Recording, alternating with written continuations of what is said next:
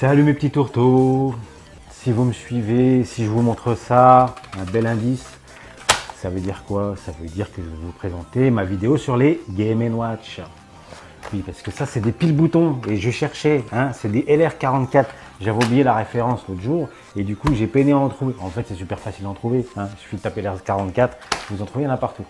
Il y en a même dans les supermarchés. Mais je suis trop con, des fois, je ne réfléchis pas. Donc maintenant, je vais vous présenter mes Game & Watch. Donc ça, c'est les Game & Watch originaux.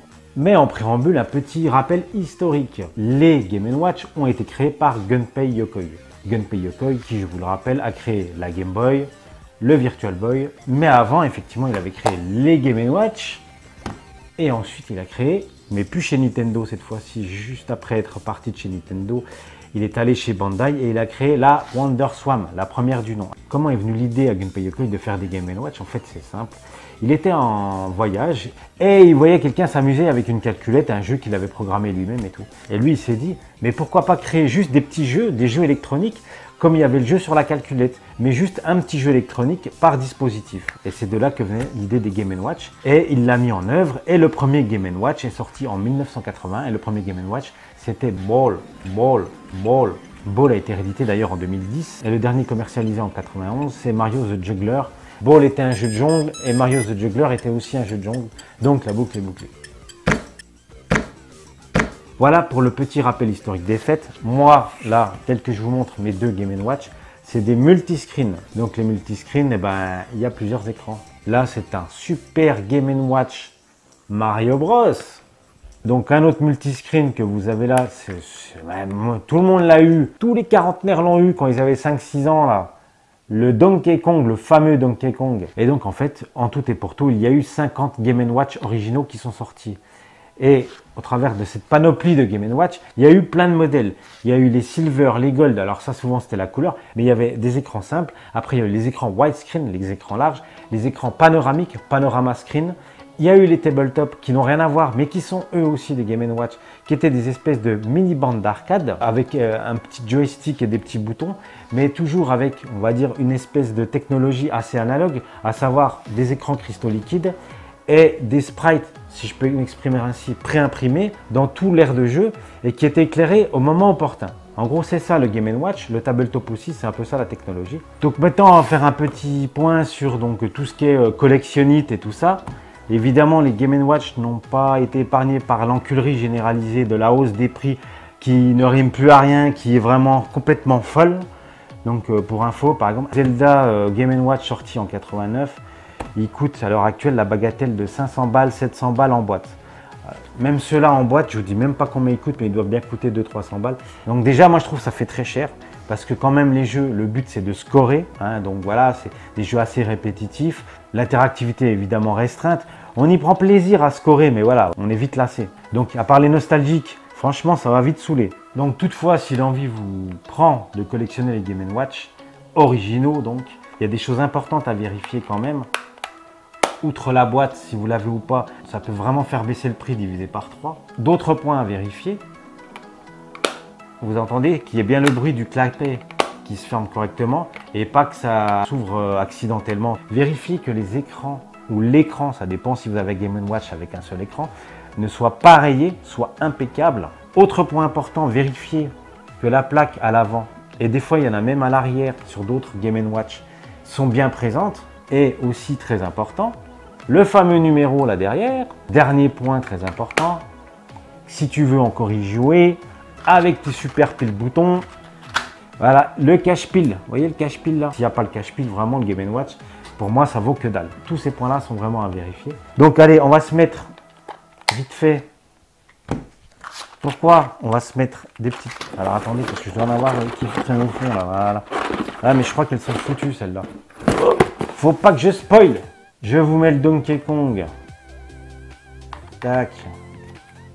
Alors au passage, je rappelle quand même que le Game & Watch, il y a deux modes de jeu. Hein. Il n'y a pas deux jeux dans le Game & Watch, il y a un seul jeu dans un Game & Watch, mais il y a deux modes de jeu. Souvent le Game B, eh ben, la cadence du jeu est beaucoup plus soutenue que le Game 1. Et par ailleurs, ça fait alarme et montre, enfin heure quoi. Bon, il est où mon cache-pile? C'est pas le moment que je perde mon cache-pile là.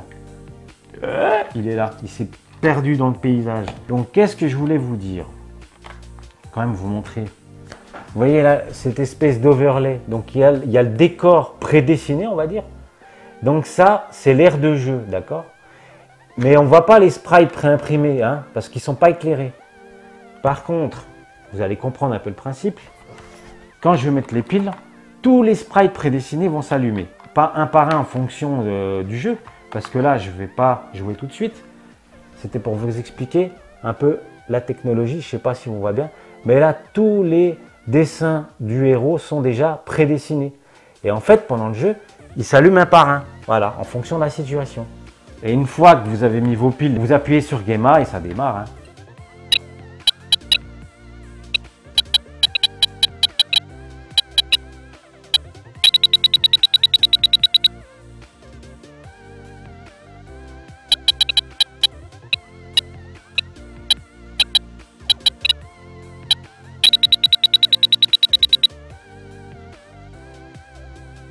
Alors pour finir, et là c'est là que je vais vous montrer tout ça. Pour finir cette petite vidéo sur les Game & Watch, il faut savoir que bon comme ça coûte un peu la peau des roustons, hein, voilà. Si vraiment vous voulez découvrir les Game & Watch, il y a une autre alternative fort sympathique. Il faut savoir qu'en 1998, un peu comme ils font maintenant, Nintendo réédite des consoles, donc la NES Mini Classic sortie l'année dernière. Là, cette année, va sortir la SNES Mini Classic, je crois que c'est comme ça que ça s'appelle. Hein. Et bien, il faut savoir qu'en 98, ils ont sorti les Game & Watch Mini Classic. Moi, au début, j'avais acheté ça, puis je dis, oh, ben, ça coûte cher et c'est quand même dommage parce que je suis vraiment fan. Je vais retrouver mon Donkey Kong Junior de l'époque. Et donc, je me suis reporté sur les Game & Watch Mini Classic. Et voilà. Et ben mon Donkey Kong Junior, il est là. Et alors là, il est sous blister. Alors vous savez, pour le moment, ces Game & Watch Mini Classic, ils valent pas très cher. Mais je pense que ça va partir en cacahuète comme les autres. Hein. D'ici 20 piges, et ben c'est eux qui vont valoir 200-300 balles sous blister. Et eux, ben là, je sais pas combien ils vaudront, mais oulala, j'ose même pas savoir. Ils ont réédité leur Game & Watch en mini sous forme de porte-clés. Et donc je l'ai en double. Parce que je voulais y jouer, et puis parce qu'il n'était pas cher. Voilà, c'est comme ça, porte-clés comme ça. Voilà, alors j'en ai un certain nombre, hein, donc Donkey Kong Junior, qui est un cadeau de Noël que mon père m'avait acheté, enfin l'original en widescreen. Hein, c'était un truc vert et tout, j'étais comme un dingue. Hein.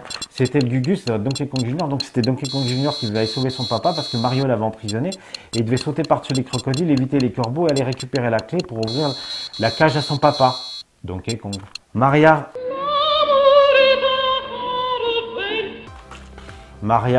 oui bien sûr. Mario Cement Factory, donc, alors qui en original coûte une blinde, mais alors ça dépasse l'entendement. Complètement, mais clair. Le soccer, alors tout est sous blister. Hein. Carrera, Spider-Man, ah, mais là j'ai fait une connerie quand même. Le Super Mario Bros.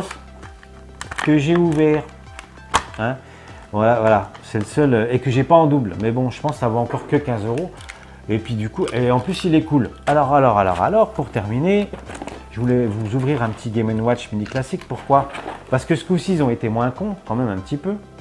À savoir qu'en fait, vous ne pourrez plus perdre votre cache-pile. Pourquoi?